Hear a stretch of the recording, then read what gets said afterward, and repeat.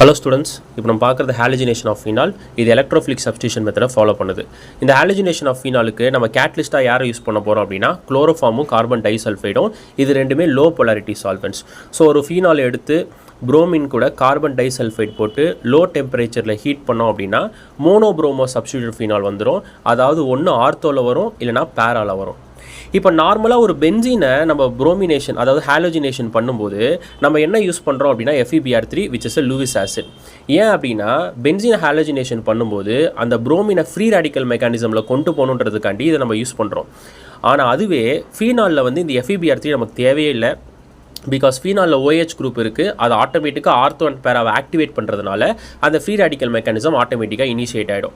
இல்லை புரோமினை வந்து ஆட் பண்ணாமல் புரோமின் வாட்டர் ஒரு வேலை ஆட் பண்ணோம் அப்படின்னா 2,4,6 ட்ரைப்ரோமோஃபினால் நமக்கு கிடைக்குது.